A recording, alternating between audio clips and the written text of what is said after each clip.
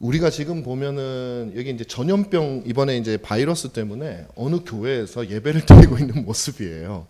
그러니까 전신에 그냥 그 방호복을 다 입고 그 다음에 마스크 끼고 이렇게라도 예배를 드려야 되겠다는 거죠. 그러니까 주일날 세상 사람들은 일요일이라 그러지만 이 주일날 우리가 나와서 예배당이라고 하는 공간에서 뭐 찬송 부르고 하는 이 행위를 해야겠다라는 것이죠. 저는 그 마음이 좀 옳다고 생각을 해요. 뭐 그렇게 안 하는 사람이 뭐 다 틀렸다 이런 건 아니고 그렇게 하고 싶어하는 그 마음이 굉장히 옳고 귀하다고 생각을 합니다. 근데 이제 이런 거죠. 그러면 왜 여러분들과 저는 또 이분들은 도대체 예배가 뭐라고 생각을 하게 이렇게까지 하려고 하는, 이 얼마나 귀찮은 일입니까? 그죠? 방호복 전신에 다 있고 우주인도 아니고 어떻게 보면 굉장히 귀찮고 또 남들이 또 이상한 눈으로 볼 수도 있잖아요. 그런데도 불구하고 이렇게 하느냐? 우리가 여러 가지 예배에 대한 이해를 가지고 있어요. 그래서 이번에 이제 작년부터 전염병이 이제 바이러스가 창궐하면서 많은 사람들이 예배에 대해서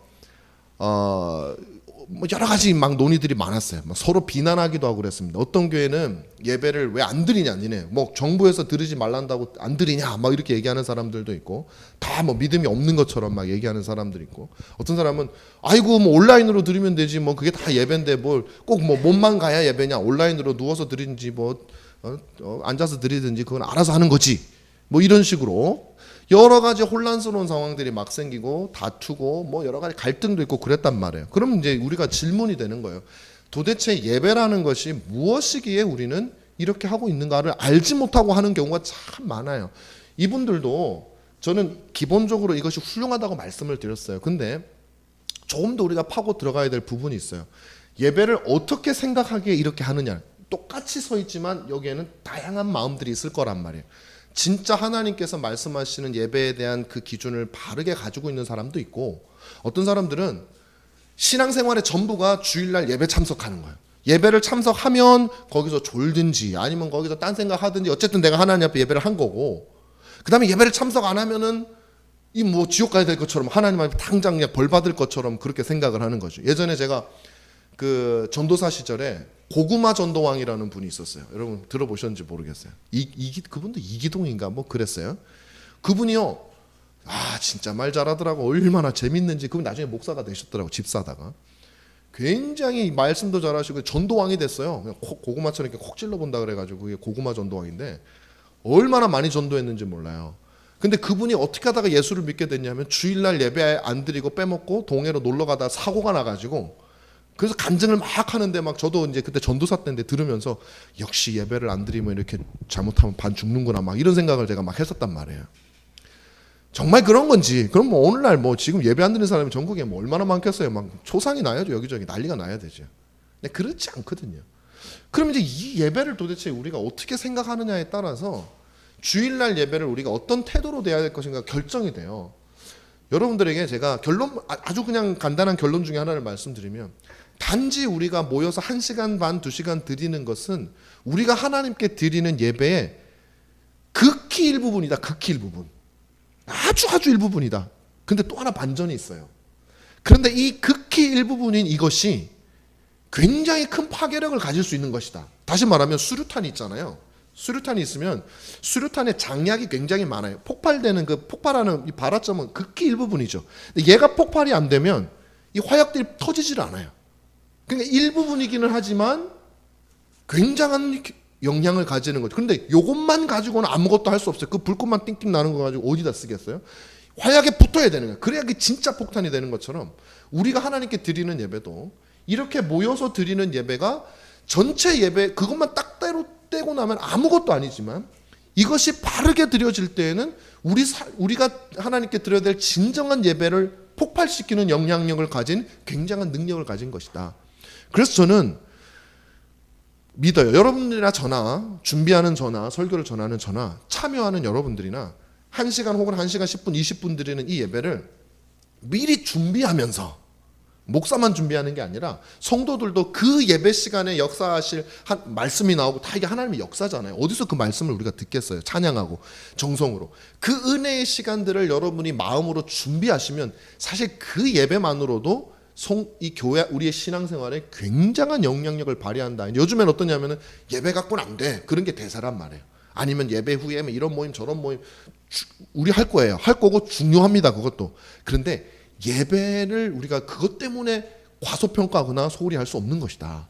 자, 그렇다면 예배라는 것이 무엇이냐? 온라인 예배도 제가 좀 더 말씀을 드리려고 하다가 그냥 넘어갈게요. 여러분, 온라인 예배 우리가 정말 피치 못할 사정 때문에 정말 안 드릴 수 없어서 들은다면 그건 가능해요. 그런데 이게 이제 요즘엔 애매하게 돼버렸단 말이에요. 피치 못할 사정인가?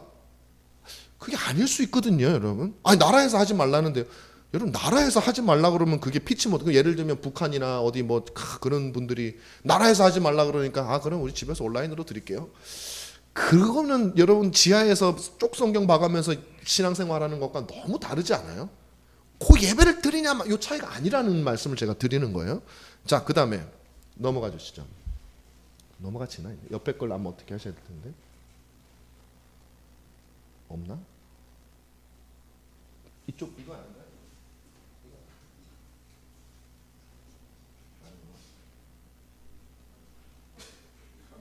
다운로드 1페이지밖에 안 뜨는 건가요, 지금 이게? 네. 미리 보려고. 그러면 그냥 그림 안 보고 하시죠, 여러분. 뭐 제가 이게 지금 배터리가 충전을 충분히 시킨다고 했는데 제가 그 충전이 제대로 안 됐어요. 그래서 지금 이걸 가지고 원래는 해야 되는데 그게 안 돼. 뭐 접촉이 잘못됐는지 충전이 제대로 안 됐어요. 한번 여기 한번 눌러보시죠.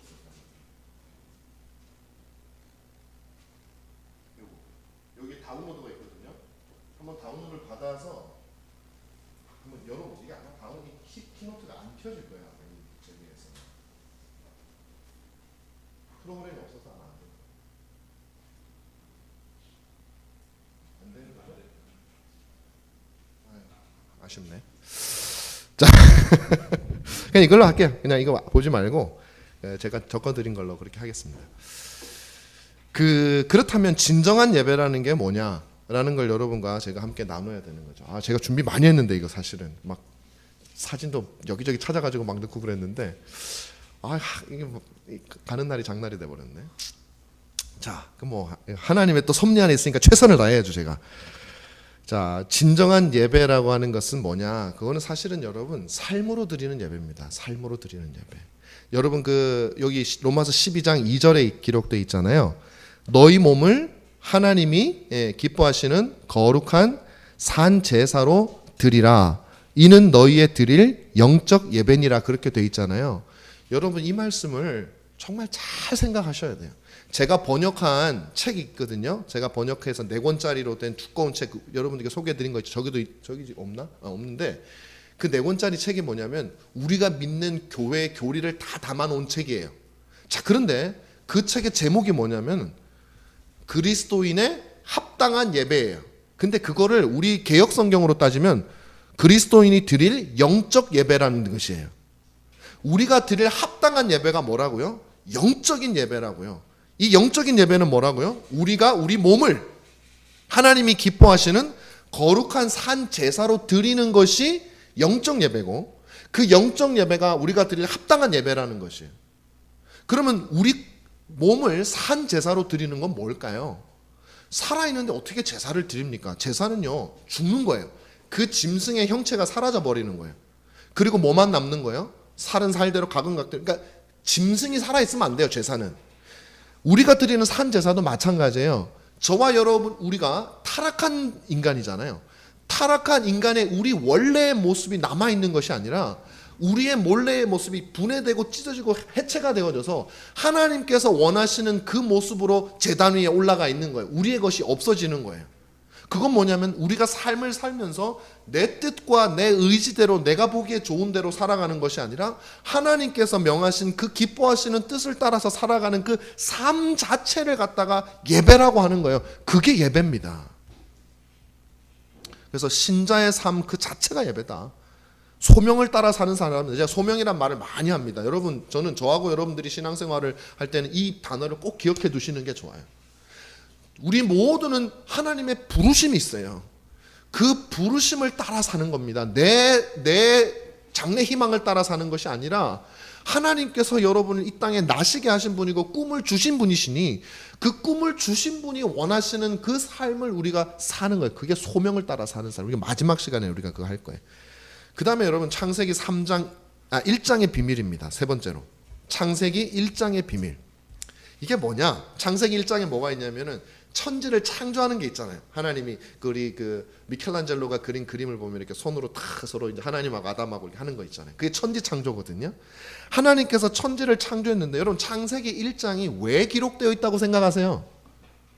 많은 사람들이 어떻게 생각하냐면 천지를 하나님이 창조하셨다는 걸 알려주기 위해서지. 그건 맞는 말이긴 해요. 그죠? 하나님이 창조하셨다는 걸 알려주는 거죠. 창조주가 하나님이라는 거예요.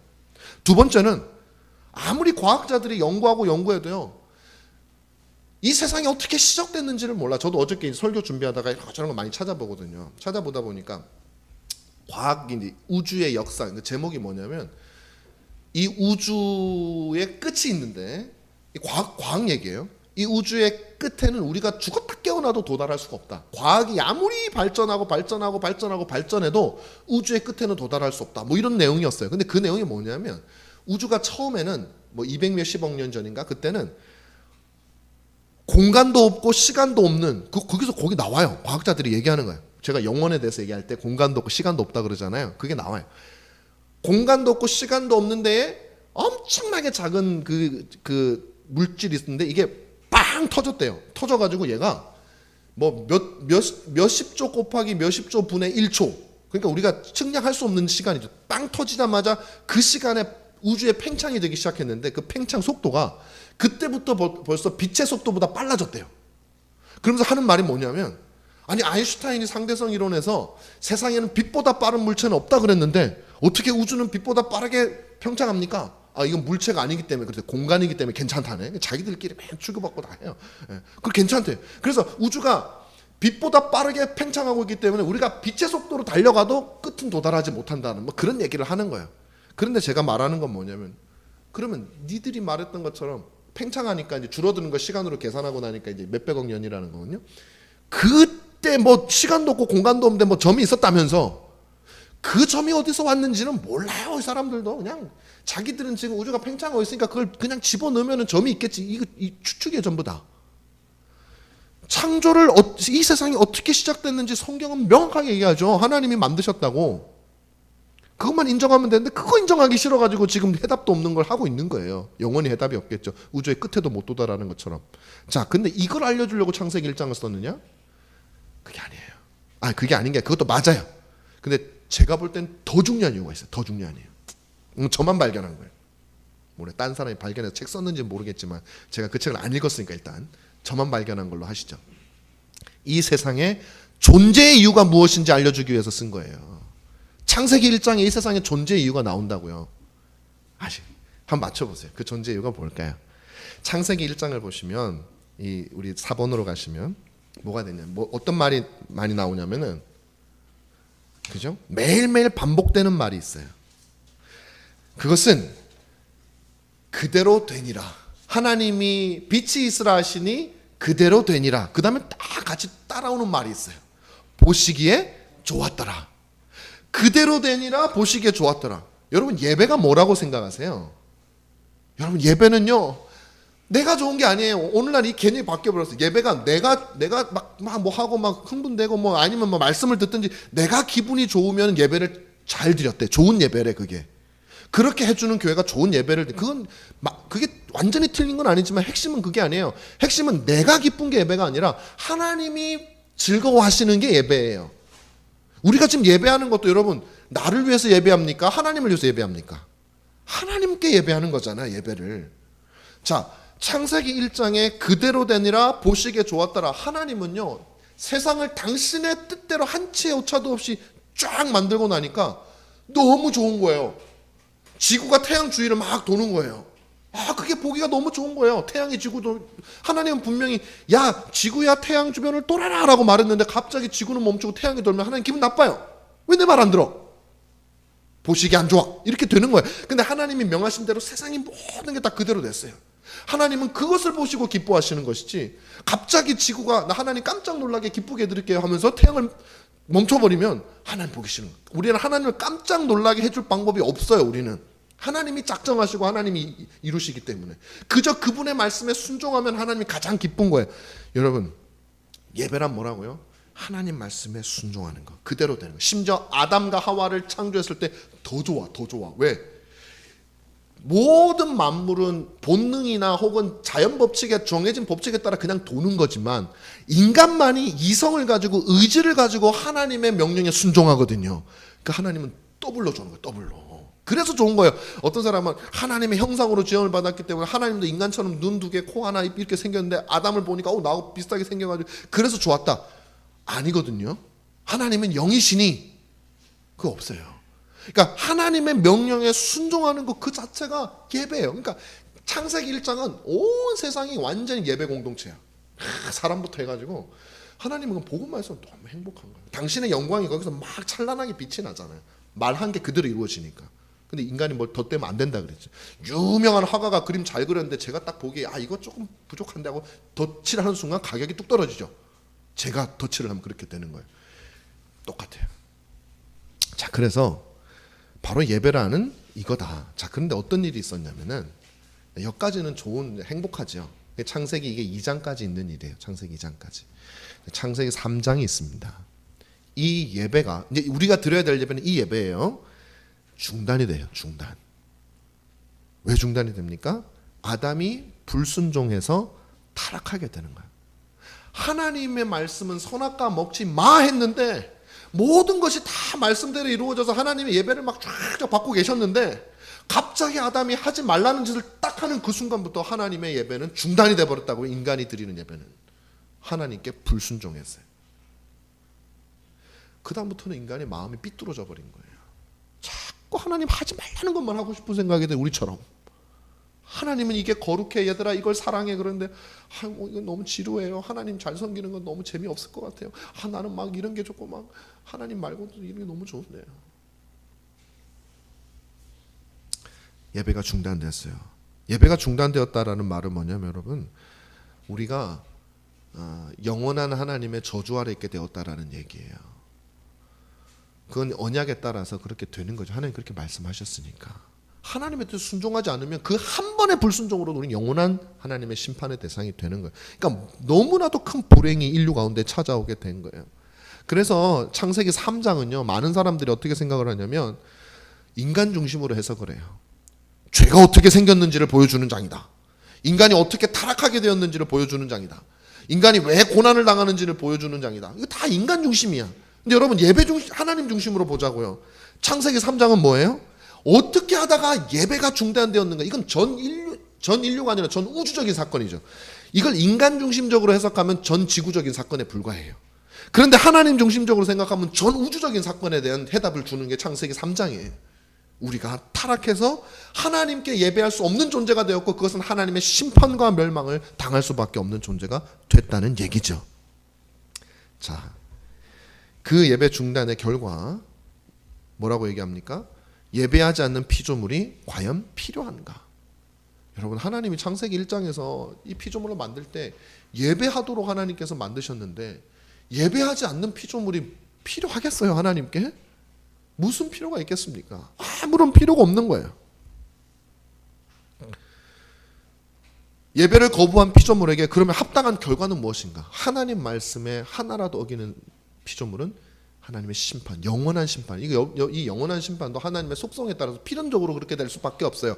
하나님이 인정이 없고 막 잔인해가지고 영원하게 주는 게 아니에요, 여러분. 하나님이 만약에요, 여러분이 하나님 앞에 죄를 범한 게 있는데 하나님께 예배가 중단됐는데 하나님이 그걸 아무 이유 없이 용서해 주는 순간 그건 하나님의 공의가 훼손되어져요. 하나님의 자기 부인이 일어나 버린단 말이에요. 그럼 하나님으로 존재할 수가 없어요. 하나님도 깨져버리는 거예요. 그러니까 그건 할 수 없다는 얘기, 하나님 본능상 할 수 없다는 얘기를 하는 거예요. 그러니까 하나님은 죄인에 대해서 그 죄의 크기가 하나님의 존귀하심과 비례하기 때문에 하나님의 존귀하심이 무한함으로 그 죄도 무한하기 때문에 영원한 형벌을 줄 수밖에 없는 거예요. 무한한 형벌을 줄 수밖에 없는 거예요. 여러분, 이거는 누군가가 막 만들어내거나 그게 아니라 하나님의 본성에서 필연적인 거예요. 이게 바로 예배 중단의 결과입니다. 자, 오늘은 여기까지 할 거예요. 오늘은 여기까지만 하고 다음 주에 우리가 뭘 할 거냐면 그렇다면 하나님께서 이제부터 진짜 예배에 대한 우리가 지금 드리는 예배와 관련된 것들을 할 겁니다. 어떻게 우리를 예배를 회복시키기로 하셨는가? 그리고 그 과정 속에서 우리가 드리는 예배는 어떤 위치를 차지하는가? 그 다음에 그 우리가 드리는 예배의 목적은 무엇이고, 성경적으로 우리가 이 드리는 예배를 드린다는 건 어떻게 드리는 것이며, 그 다음에 이 예배는 결국은 어디로 가야 된다고요? 다시 삶의 예배로 돌아갈 때 하나님께 의미가 있는 거예요. 하나님 우리에게 이 예배를 주신 것은 저와 여러분들이 삶의 예배가 회복되도록 하기 위한 수단으로 주신 거예요. 그래야 우리가 하나님과 영원히 거할 수가 있기 때문에 그런 거예요. 이 예배가 엄청 중요하죠.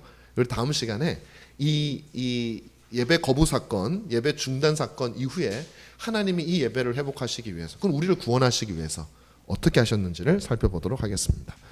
혹시 제가 했던 내용에 대해서 궁금하신 분 있으시면은 질문을 해주십시오. 기도하겠습니다.